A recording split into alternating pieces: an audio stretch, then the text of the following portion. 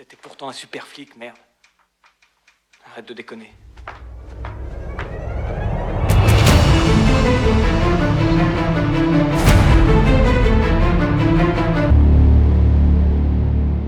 On surveille qui?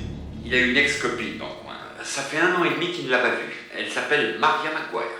Dans les années 1980 à Seattle, aux États-Unis, la police est appelée pour aider le FBI dans une enquête. Ils doivent mettre en place une planque devant la maison de Maria Maguire, qui a eu des liens avec un dangereux criminel évadé, Richard Montgomery.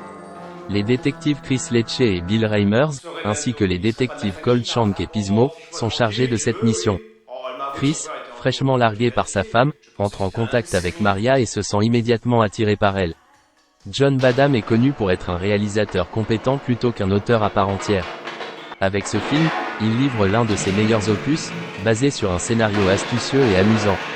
Les gags potaches réussissent souvent, même s'ils manquent de subtilité, mais ils s'intègrent bien dans l'ambiance entre les policiers. Le duo d'acteurs Richard Dreyfuss et Emilio Estevez fait de ce film un excellent buddy movie.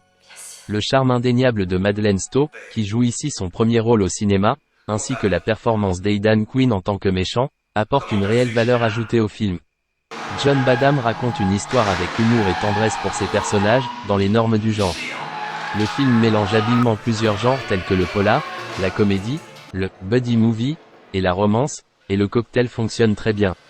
La légendaire grisaille pluvieuse de Seattle est bien représentée à l'écran. La musique du film a cependant beaucoup vieilli et porte les marques des années 1980. La scène mémorable du film est lorsque Chris et Maria se réveillent ensemble et réalisent qu'il va être découvert dans la maison sous surveillance. Chris doit se déguiser pour sortir, et il choisit de porter un grand chapeau rose appartenant à Maria. En résumé, Étroite surveillance est un film divertissant qui mêle habilement différents genres, porté par un scénario astucieux, de bonnes performances d'acteurs et une réalisation compétente de John Badham.